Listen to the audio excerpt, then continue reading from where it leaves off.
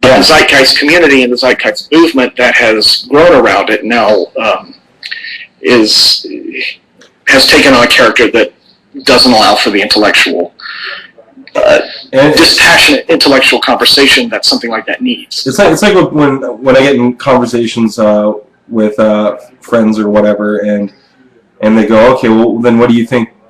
Is that like what's your take on God then? And my take is I have no friggin' idea. I don't have a clue. I don't think so.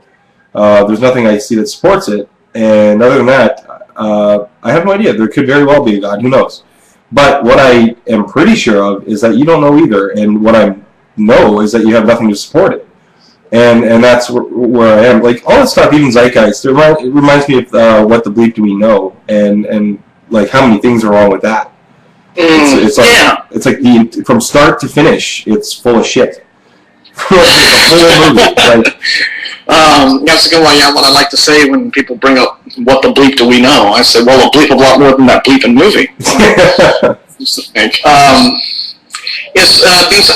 Working in film professionally as I do, I know how powerful and effective that can be as a propaganda tool. And that's a loaded word, but the point is, you know, because I've been working on a documentary for about a year or so, and you know, I know how these kinds of films can be made, and as Roger Ebert points out, we don't respond to movies intellectually. We don't. Even the best, you know, most artistic film out, we are meant to respond to them emotionally. That is the kind of medium that film is. You know, you can respond to literature, to essays, to lectures, things like that. Those are the things we respond to intellectually when we read, when we take in information and process it, and then evaluate it, offer. But a movie, you sit back there and you watch it, and it hits your limbic system, right? Yeah.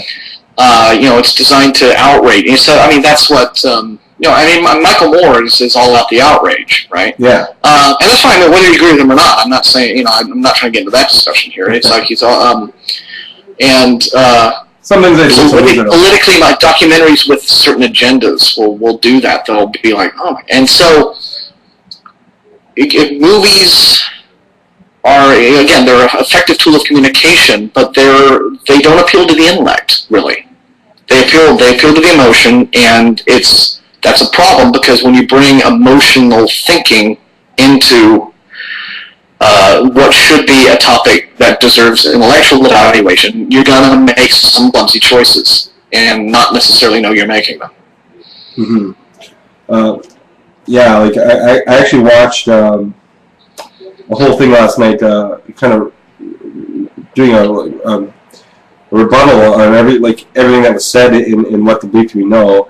Some of it I'd heard before, but some of it I hadn't. And some of it's interesting, like when there's one part of the film where this guy actually it's the deaf girl from that, she was on Seinfeld, she was also in another movie with Lloyd Bridges, but anyways, she stars in that movie, and she walks around kind of observing things as the narrator talks over her. And it's this, she's walking down this hall, and there's these pictures of water, and they're like, this particular piece of, have you seen the movie, Martin? I've seen bits of it. I try. I mean, it's literally, it's one of these things that I try and I sit to try to watch it, and I just can't. It's too tough. So no, I mean, I haven't sat through and watched it front to back, simply because the people I know who have, whose opinions I trust, are just like, dude, just don't even. Yeah. So like, there was this one part where, so basically, she's looking at like a molecule of water, and it's been enhanced under a microscope, and it looks like a typical thing of water. And then they're like, and this is another picture of water when some guy was focusing on it and whatever and thinking wonderful thoughts. And it's the shape of a crystal. And the actual person that took that photos, those are real photos, but he's like, this one is in lukewarm temperature, this one's frosty, and that's why I took the picture, and I enhanced it and digitally remastered it for artistic purposes. I have no idea why What the Bleep Do We Know took this picture and put it in the movie. It has nothing to do with science. He's like, minds didn't do this, temperature did. So it's just like, if you're watching a movie like this and you actually buy into it, you're like, wow, minds can change the universe. And it's like one of the conversations. Yeah, I know.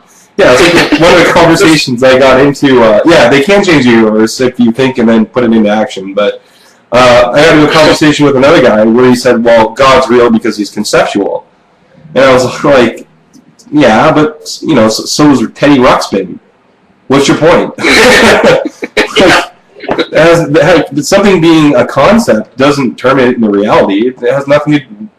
There's nothing to bridge that gap there. So yeah, that goes back. That's one of Thomas Aquinas's old routines. Because we can conceive of God, therefore he must be real. Otherwise, how could we conceive of him? Yeah, it's a tautology. But that goes back to Aquinas.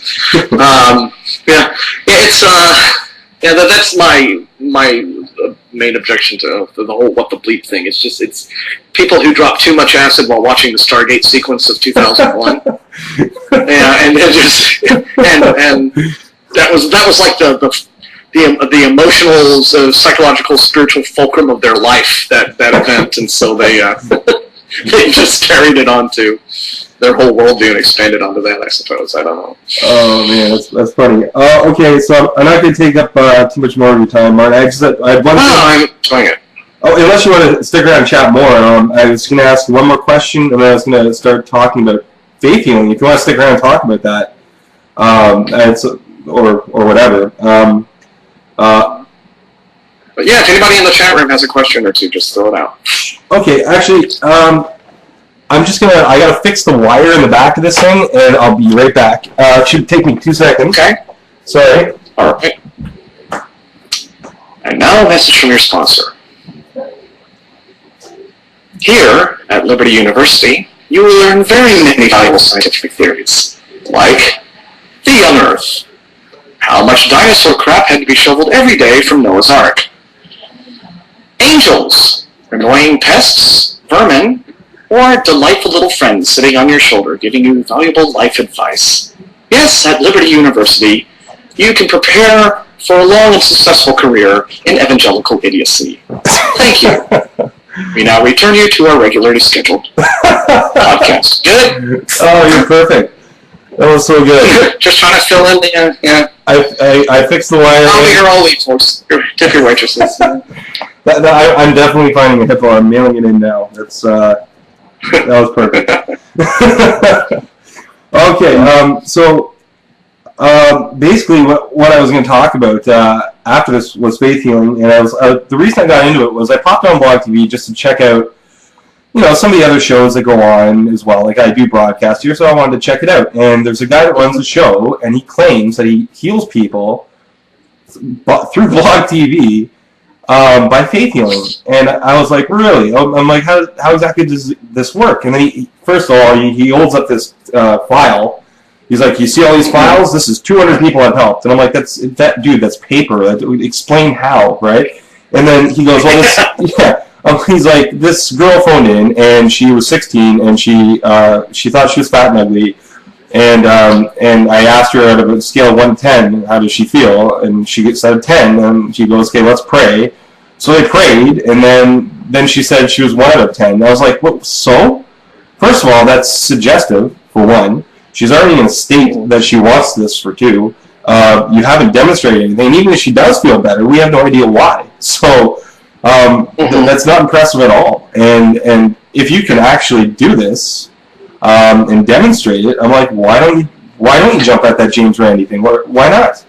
It's right there for you. If you can actually demonstrate this, go ahead. $1 million, it's yours. If this is true, just something like that is just if you felt like being, the sort of person who would do this, right? I mean, you can just so easily punk something like that, right? You just call up, pretend to be a person with a horrible ailment, sure. Right? Yeah. And have him go through his little routine. Declare yourself. Yeah, you can spread it